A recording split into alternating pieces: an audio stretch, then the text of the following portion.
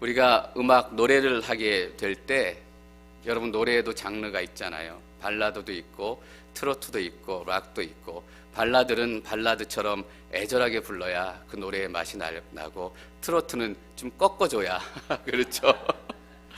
또 흥이 나는 거고, 락은 좀 힘있게 불러야 또 그 락의 의미를 저희가 알게 되는 건데, 성경도 마찬가지입니다.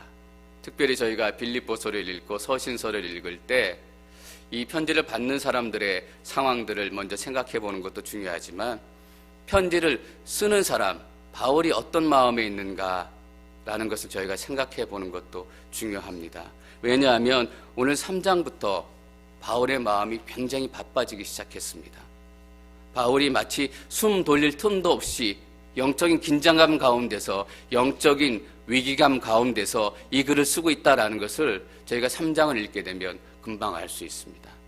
그래서 여러분들이 3장을 읽기 시작하시면서 그냥 편안한 자세로 듣지 않기를, 또 읽지 않기를 바랍니다. 바울이 그렇게 긴장하고 초조해하고 부담을 가지고 막 바삐 써내려가는 거라면, 우리도 이 3장의 말씀을 읽고 듣고 기록할 때 그 마음으로 이 말씀이 어떤 위기에 대한 말씀인가, 사도 바울이 어떤 위기감을 가지고 이 편지를 쓰고 있는 것인가, 저희도 함께 느껴야 되는 것입니다. 바울의 심장이 쿵쿵쿵쿵쿵 막 뛰고 있는 것입니다. 오늘 말씀을 통해서 그 바울의 심장의 소리를 여러분들이 들으셨으면 좋겠습니다. 저 1절 말씀 같이 읽도록 하겠습니다. 1절 시작. 하십시오. 여러분에게 같은 말을 쓰는 것이 나는 힘들지 않고 여러분에게 안전합니다. 계속적으로 빌립보서에서 사도 바울이 얘기하고 있는 것은 기뻐하십시오. Rejoice. 어떻게? 주 안에서. Rejoice in Christ. 반복해서 얘기하고 있습니다. 주 안에서라는 표현이 특별히 빌립보서에서는 그래서 더 중요합니다. 주 안에서, 주님 안에 있다라는 것은 내 생각으로, 내 눈으로 이 땅과 세상과 내 인생을 바라보는 것이 아니라 예수 그리스도의 창으로, 예수 그리스도의 눈으로 내 삶을 바라본다라는 의미를 담고 있습니다. 이전엔 하나도 기쁘지 않았던 내 삶, 이전엔 실패한 것 같았던 내 삶이 in Christ, 주 안에서 주님의 눈으로 바라보니까 성공한 인생으로 보이기 시작하는 것입니다. 제가 알고 있던 어떤 권사님은 평생토록 혼자 가정 가운데 믿음을 지키면서 교회 갔다 오고 나면 남편이 그 밥상을 뒤엎고, 교회 간다는 한 이유 때문에 같이 교회 갔던 그 아들도 쫓겨나고, 평생을 그렇게 사셨는데 그 인생의 말년에 드디어 그 권사님의 기도와 섬김을 통해서 그 남편 되시는 분께서 예수님을 믿고 영접하시게 된 것입니다. 그래서 교회에 나가서 주차 봉사도 하시고 교회도 섬기시고, 그리고 함께 쫓겨났던 그 아들은 목사가 돼서 교회를 귀하게 섬기고 하나님의 일들을 섬기게 된 것입니다. 그냥 세상 사람의 눈으로 보면 평생토록 밥상이나 맞아가면서, 밥풀이나 맞아가면서 살았던 그 삶, 실패했던 삶이다라고 얘기할 수밖에 없지만, 그 섬김을 통해서 한 사람의 영혼이 구원을 받고 한 사람의 목사가 탄생을 했다면, in Christ, 예수 그리스도 안에 보니까 그 권사님의 그 어려웠던 그 전 인생이 기쁜 인생으로 변하게 되는 것입니다. 여러분, 여러분의 인생을 in Christ 안에서 보시기 바랍니다. 여러분은 실패한 인생이 아니고 저주받은 인생이 아니고 하나님께서 축복하신 인생일 뿐만 아니라 여러분의 섬김과 눈물의 기도를 통해서 똑같은 일들이 나타날 것으로 믿습니다. 주님 안에 있다는 것, 주님 안에서 기뻐한다는 것, 또 의미가 무엇일까 묵상했습니다. 그것은 내 기쁨의 목적이 예수 그리스도가 된다라는 의미입니다. 예수님만 바라보니까 내 인생 가운데 기쁨이 생기기 시작한다라는 것입니다. 다른 어떤 것 때문이 아니라, 사역의 결과 때문이 아니라 예수님을 바라볼 수 있다라는 그 사실로도 내 기쁨이 시작이 되는 것입니다. 인 크라이스트 안에, 예수님 안에 풍성이 있으면 예수님밖에 보이지 않는 거죠. 돌아봐도 예수님, 올려봐도 예수님, 예수님이 내 기쁨의 목적이 되는 것. 그래서 히브리서 12장 2절에는 이렇게 기록하고 있습니다. 히브리서 12장 2절 말씀 저희가 함께 읽도록 하겠습니다. 믿음의 창시자여 완성자이신 예수를 바라봅시다. 예, 거기까지만 읽겠습니다. 믿음의 창시자여 완성자이신 예수를 바라봅시다.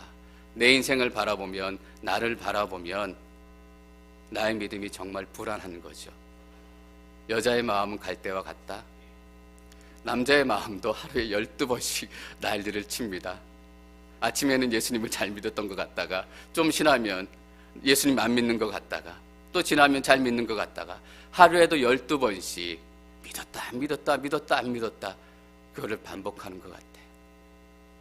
내 믿음을 바라보면 내 믿음이 그렇게 불안할 수밖에 없고 내 구원이 그렇게 불안할 수밖에 없는데 예수님을 바라보면 내 믿음이 달라지고 내 구원이 달라진다라는 것입니다. 오늘 히브리서 말씀 이렇게 얘기하죠. 믿음의 창시자여. 그 믿음이 내 안에서 시작됐다면 불안한 것이죠. 근데 믿음의 창시자, 믿음을 시작하신 분이 누구예요? 예수 그리스도, 믿음의 완성자. 내가 그 믿음을 완성해야 된다면 정말 내 인생이 고달프고 힘들고, 그런데 믿음을 완성하시는 분이 누구세요? 예수 그리스도. 내 안에 선한 일을 시작하신 이가 그 끝날까지 그 일을 완성하실 것을 믿게 되는 것입니다. 사실 어제 제가 좀 우울하고 기분이 굉장히 다운되는 그런 하루를 보냈습니다. 취임 예배가 끝나고 또 기도하고 그러는 가운데 우리 앵커리지 온누리교회가 건강한 교회가 되기 위해서 무엇을 해야 될까, 어떤 것들이 필요할까 기도하고 생각하기 시작하니까 너무너무 많은 거예요. 이것도 해야 되고 저것도 있어야 될 것 같고, 근데 이것도 없고 저것도 없고 어떻게 해야 될지 마음이 너무너무 답답한 거예요. 답답해지기 시작하니까 제 마음이 너무 우울해요. 어떻게 하죠, 하나님? 근데 오늘 아침에 와서 설교를 다시 정리하다가 이 히브리서 12장 2절 말씀이 떠오르는 거예요. 하나님 안에서 기뻐한다는 것이 무엇인가? 오직 예수 그리스도만 바라보게 되는 것이에요. 믿음의 창시자가 예수 그리스도시고 완성자가 예수 그리스도시면 내가 우울해할 필요가 뭐 있을까? 시작하신 이가 예수님인데 이 앵커리지 온누리 교회 가운데 완성하실 이가 누구실까라는 생각을 하게 되는 것입니다. 여러분, 우리는 정확히 알고 있어야 됩니다. 저도 이 앵커리지 온누리 교회의 주인이 아니고 여러분도 이 앵커리지 온누리 교회의 주인이 아닙니다. 이 교회의 주인은 누구시라고요? 예수 그리스도 오직 한 분이십니다. 우리는 다툴 필요도 없고 싸울 필요도 없고 걱정하고 염려할 필요도 없는 것입니다. 그냥 그 중간 가운데 하나님께서 부르시면 와서 그 일들을 감당하고 하나님의 일들을 같이 도모하면 되는 것입니다. 사도 바울은 이렇게 또 기록하고 있네요. 같은 말을 쓰는 것이 나는 힘들지 않고. 저는 목사로서 설교자로서 사도 바울이 왜 이런 말을 썼는지 이해가 됩니다. 같은 말을 쓰는 것이, 제가 설교를 준비하고 설교하면서 어려운 것 중에 하나가 뭐냐면 그 말씀 가운데 새로운 영적인 인사이트, 이런 것을 얻는 것도 힘이 들지만 더 힘든 것이 무엇인가 하면 같은 메시지를 매주 전해야 한다는 게 이게 정말 어렵습니다. 같은 복음의 메시지를 매주 똑같이 동일하게 전해야 한다는 것, 매주 똑같은 메시지를 듣고 또 메시지가 전해지면 제 인기가 떨어지게 돼 있어. 새로운 것들을 원해요. 얼마나 많은 정보와 얼마나 많은 뉴스들이, 새로운 것에 너무나 민감하게 모든 분들이 귀가 열려있고 마음이 열려있는 상황이에요. 새로운 것들을, 새로운 영적인 기대감을 가지고 왔는데 매주 똑같은 메시지가 전해지면 사도 바울이 그래서 이 글을 쓰는 거예요. 같은 말을 쓰는 것이 나는 힘들지 않고. 저는 같은 메시지를 전하는 것이 힘들지 않게 되기를 원하는 거예요. 그것이 하나님의 말씀이고 복음의 능력이라면 사도 바울이 생각했던 것처럼 매주 같은 메시지를 전해도 제가 전혀 힘들지 않게 되는 것, 이유는 한 가지예요. 여러분에게 안전하기 때문입니다. 여러분이 구원을 얻고 여러분이 예수님의 생명을 누리는 것보다 더 안전한 것이 없기 때문에 저는 매주 동일한 복음의 메시지를 전할 거예요. 제 인기가 떨어져도, 그래서 여러분들이 저를 재미없는 목사라고 생각하게 돼도 사도 바울처럼, 그래서 저는 사도 바울이 어떻게 살았는지 생각하게 돼요. 같은 목회자로서 그의 마음 가운데는 인기라는 그 단어 자체가 없었던 거예요. 여러분, 제가 인기에 영합하지 않는 목사가 되기를 기도해 주셨으면 좋겠습니다. 저 2절, 3절 말씀을 계속해서 읽겠습니다. 2절, 3절 시작. 그들을 조심하고 거짓 할례를 받은 사람들을 조심하십시오. 섬기고 그리스도 예수를 자랑하며 육체를 내세우지 않는 우리가 참 할례를 받은 사람들입니다. 사도 바울이 늘 사역하면서 만났던 가장 큰 영적인 도전 중에 하나가 이것입니다. 너희들이 예수님을 믿고 구원받았지만 할례도 받아야 된다라는 것입니다. 그래야 너희 구원이 안전하고 안심이 된다라는 얘기입니다. 사도 바울이 2절에 3번이나 조심하십시오. 여러분, 사도 바울의 마음을 느끼실 수 있었으면 좋겠습니다. 조심하십시오. 진짜와 가짜가 너무나 섞여져 있는 세상에 우리가 살고 있습니다.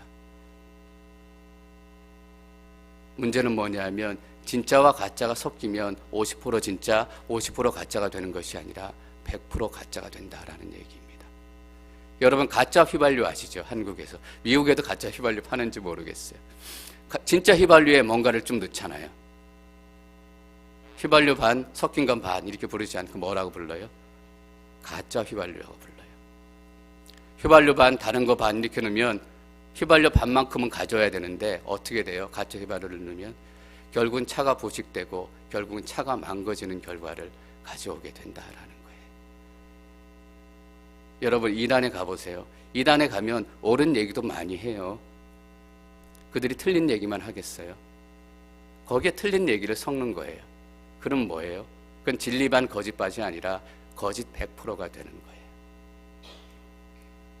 여러분, 진리와 거짓이 섞이는 게 그렇게 큰 문제가 되는 거예요. 예수님을 믿고 구원받았으면 됐지. 거기에 할례를 받아라. 그냥 할례 받으면 되지 뭐. 그렇게 생각할 문제가 아니다라는 것이에요. 진짜와 가짜가 섞이는 것이 얼마나 위험한가. 요한일서 2장 말씀 저희가 같이 읽도록 하겠습니다. 요한일서 2장 19절 시작. 우리에게서 나갔지만 우리에게 속했던 것, 그들이 우리에게 속했더라면 우리와 함께 머물렀을 것입니다. 그러나 결국 그들이 모두 우리에게 속하지 않았다는 사실이 드러났습니다. 저희가 요한계시록을 계속 묵상하고 있잖아요.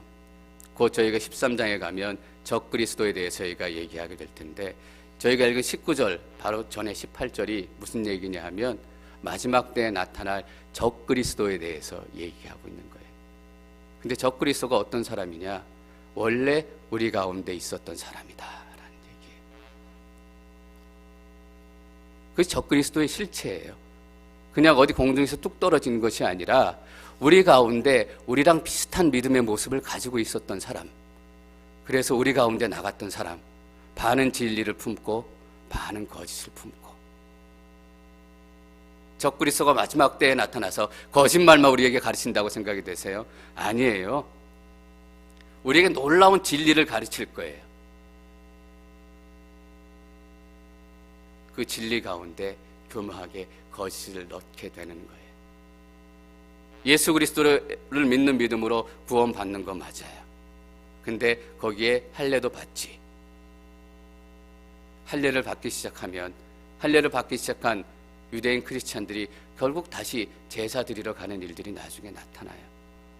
예수님께서는 예수님 스스로가 완전한 제물이 되셔서 더 이상 제사는 필요 없다라고 말씀하셨는데 다시 제사가 시작이 돼요. 그래서 유대인들이 지금 뭐예요?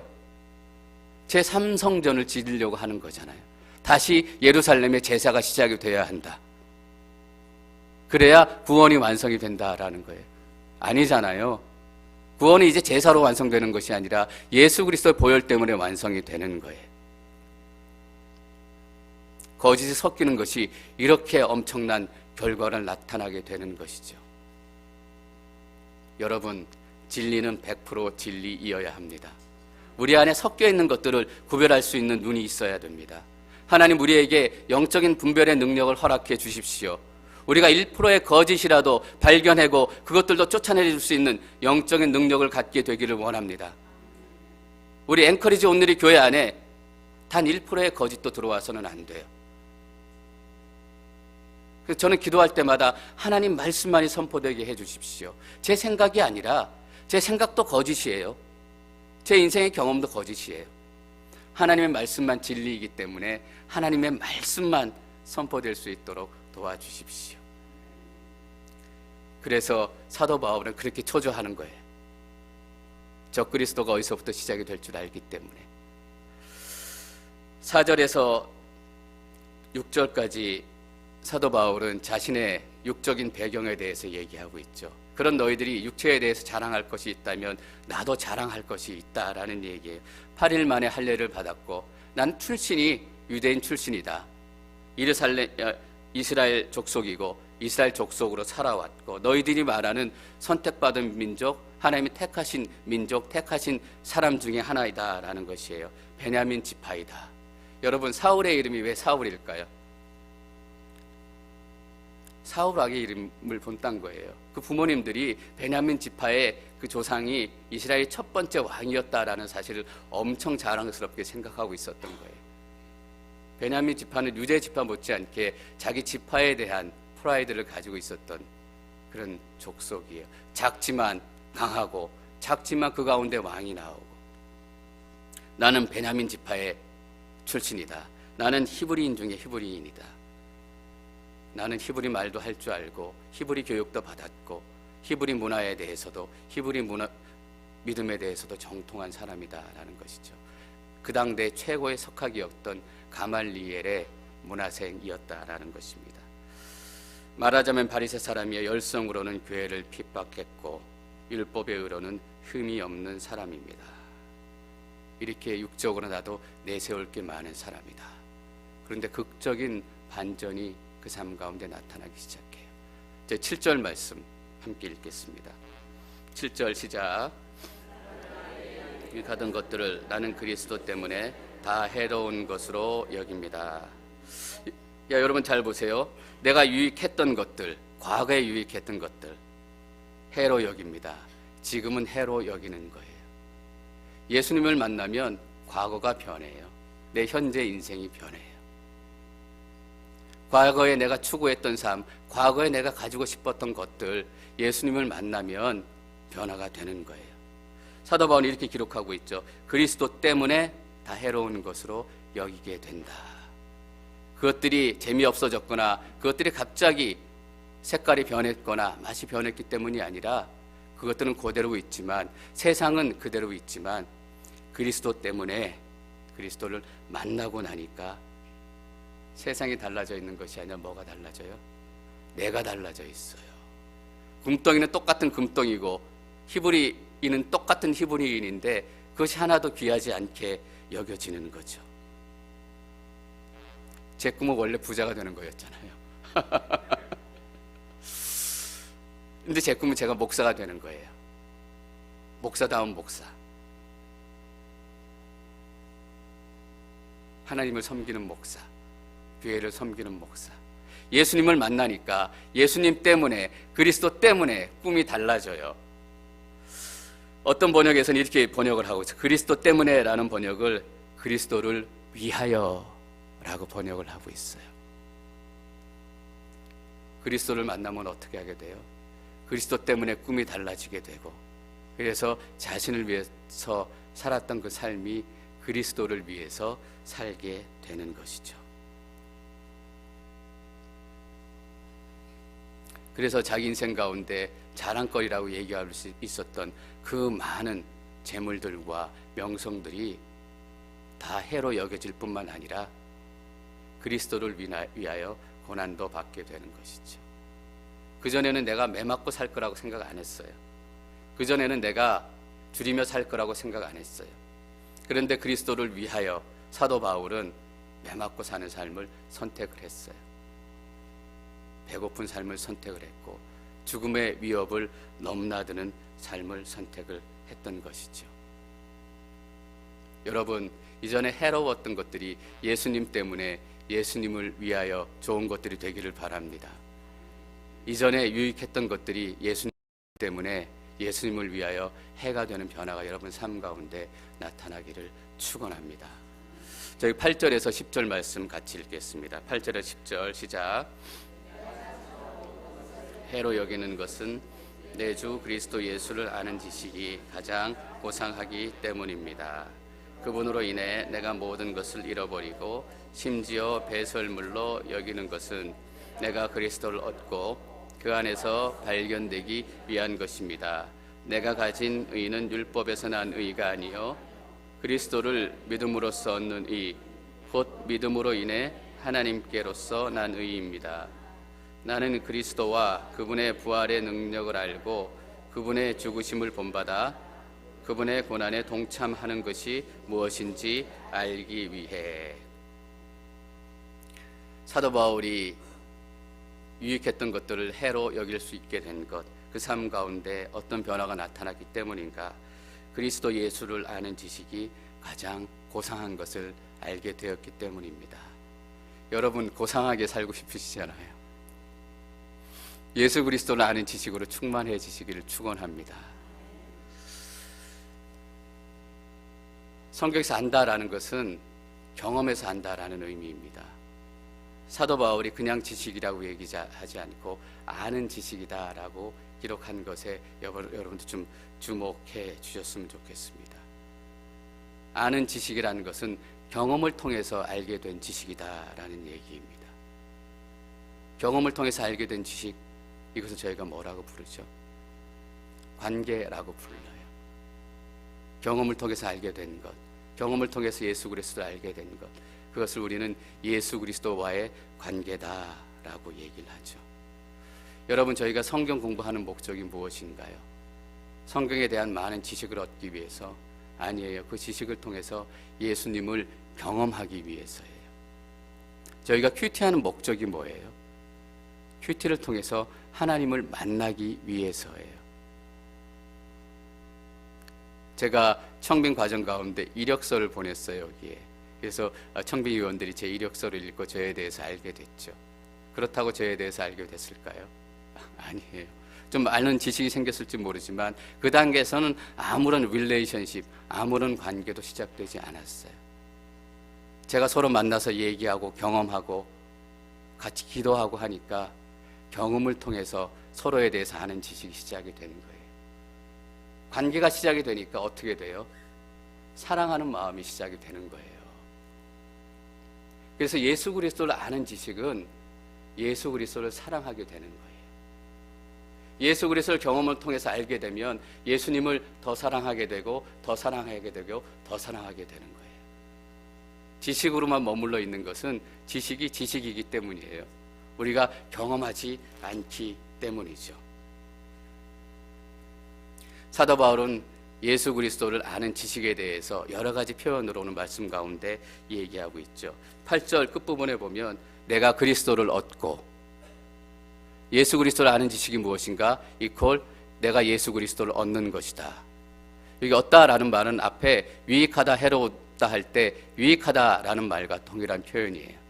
예수 그리스도가 내 삶 가운데 얼마나 유익한 분이신지 깨닫게 되는 것, 그것이 예수 그리스도를 아는 지식이 내 삶 가운데 충만한 것입니다. 예수님이 여러분 삶 가운데 얼마나 유익하신 분이신지 여러분 깨달아지시길 축원합니다. 9절에 보면 그 안에서 발견되기 위한 것입니다 라고 기록하고 있어요.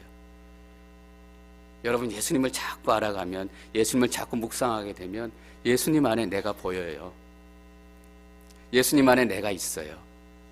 여러분, 그게 얼마나 놀라운 일인지 모르시죠? 예수님은 온전한 의이시기 때문에 거기엔 죄도 있을 수 없고 실패도 있을 수 없고 절망과 눈물도 있을 수 없는 거예요. 내가 그 안에 들어갔다라는 것은 예수님 때문에 내가 눈물 흘리지 않게 되고 죄 짓지 않게 되고 의롭게 되었다라는 얘기예요. 그래서 8절에는 그 안에서 발견되기 위한 것입니다 라고 얘기하면서 내가 가진 의는 율법에서 난 의가 아니요 예수 그리스도에 난 의다라고 얘기를 하고 있는 거예요. 예수님 안에 여러분들이 있어요.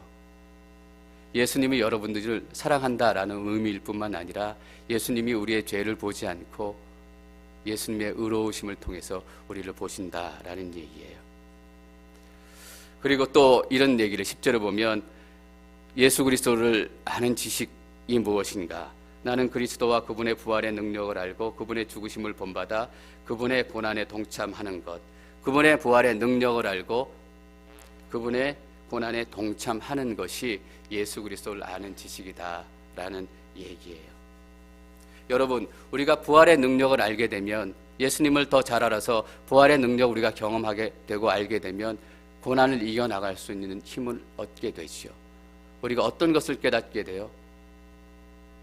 이 예수 그리스도의 부활을 이기는 능력이 예수님에게로부터 우리에게 온다라는 것을 우리가 깨닫게 되는 거예요.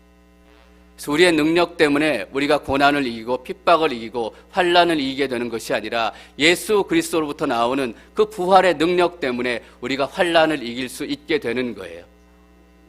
예수님의 능력 때문에 우리가 환난을 이긴다면 어떤 의미예요?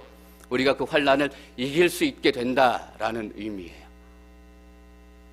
여러분, 힘들고 어려우신 일들이 많잖아요. 우리 힘으로 그 일들을 어떻게 다 이겨요? 우리의 힘으로 부활의 능력을 만들어낸다면 어떻게 우리가 부활의 능력을 만들어낼 수 있겠어요? 부활의 능력은 예수님에게부터 오는 거예요. 그래서 우리는 이 절망의 시간, 고통의 시간, 환난의 시간, 믿음의 실현의 시간들을 이겨낼 수 있다라는 확신을 갖게 되는 것이죠. 알게 되면 고난을 이기게 되는 거죠. 고난에 동참하는 비밀을 알게 되는 거죠. 또한 이 반대도 저는 진리이다라고 생각이 돼요. 고난에 동참하게 되면 부활의 능력을 깨닫게 돼요. 저 짧은 인생이지만 제 짧은 인생을 살고 예수님과 함께 이 신앙생활을 하다 보니까 깨닫게 되는 것, 내가 예수님과 가장 많이 대화했을 때, 가장 친밀했을 때가 제가 어려울 때였던 거예요. 물론 어떤 때는 너무너무 고통의 크기가 심해서 아무 입을 열 데도 없을 때가 있었어요. 그럼에도 불구하고 제일 예수님하고 친밀한 교제를 나누었을 때는 제가 고난 가운데 있을 때예요. 제일 예수님에게 질문을 많이 했던 시기가 바로 그 시기인 것 같아요. 하나님, 이 고난의 의미가 뭐예요?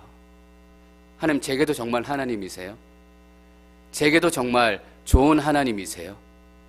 하나님 살아계신 게 맞기는 맞아요? 고난의 시간을 지나면서 계속적으로 하나님께 질문을 하게 되고 예수님께 질문을 하게 되는 거예요. 이 고난에 동참하다라는 표현을 영어로는 이렇게 써요. Fellowship in sufferings. 고난 안에서 교제하는 거예요, 예수님하고. 이게 코이노니아예요. 고난에 있으니까 예수님하고 교제하게 되더라고요. 교제하게 된다는 얘기가 뭐예요? 자꾸 대화하게 된다는 거예요. 자꾸 묻게 된다는 거예요. 예수님을 묻게 되고 찾게 되고, 그래서 예수님에 대해서 잘 알아가게 되니까 그 부활의 능력이 어디서 오는지 제가 깨닫게 되는 거예요.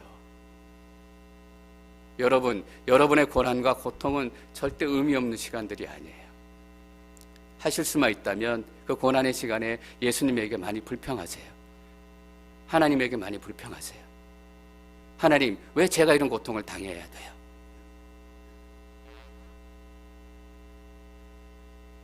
저도 하나님의 남들이 말하는 축복을 받을 만한 자격이 있잖아요. 자꾸 물으십시오. 자꾸 예수님 앞으로 나가십시오. 부활의 능력이 예수님 안에 있다라는 것을 여러분들이 깨닫게 될 것입니다. 제가 비디오 클립을 하나 준비했어요. 여러분들이 몇 번 보셨을 수 있는 그런 비디오 클립인데, 여러분들이 잘 아시는 짐 엘리엇이라는 선교사님과 그 친구들의 삶에 대한 이야기예요. 이 비디오 클립을 통해서 저는 그분의 고난에 동참하는 것이 무엇인가, 그분의 능력을 경험하고 알게 되는 것이 어떤 의미인가, 또 그리스도를 아는 식으로 충만했던 삶이, 그 인생들이 살았던 삶이 어떤 모습인가라는 것을 다시 한번 깨닫게 되는 거예요. 어떻게 해서든지 죽은 사람들 가운데서 살아나는 부활에 이루고자 합니다. 여러분, 우리는 부활에 이루고자 합니다. 마지막 때 우리가 영원히 썩지 않는 영광의 몸으로 부활하게 될 것입니다. 예수 안에 발견된 것처럼 더 이상 눈물도 흘리지 않고 더 이상 죽음도 아픔도 없는 그곳에서 우리는 영원한 영광의 몸으로 부활할 것입니다. 그러나 여러분 기억하십시오. 그 부활을 지금 살아야 합니다.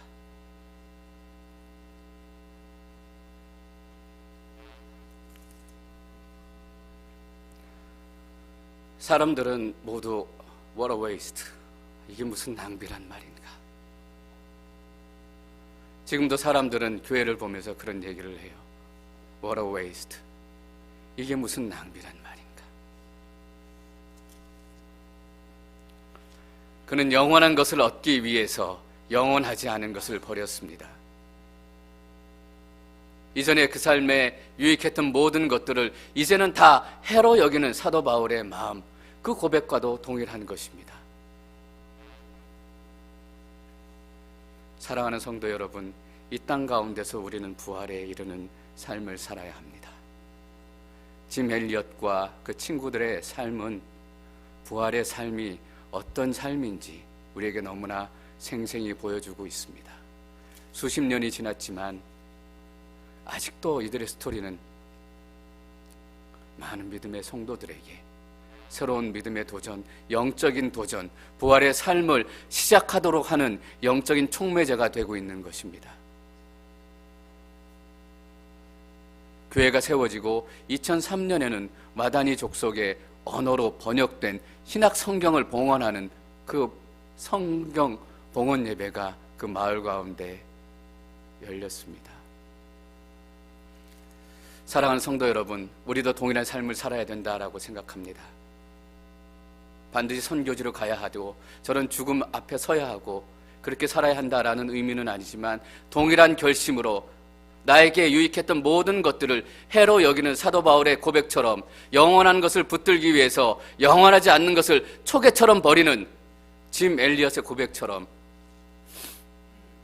저는 우리 앵커리지 온누리 교회가 이 부활의 능력이 시작되는 교회가 되기를 축원합니다. 여러분의 삶이 이 말씀 때문에 오늘부터 부활의 능력이 경험되어지기를 축원합니다. 하나님의 말씀이 선포되어졌다면 여러분 가운데 그 말씀의 능력이 나타나게 될 것입니다. 부활을 사십시오. 우리는 부활에 이루고자 하는 사람들입니다.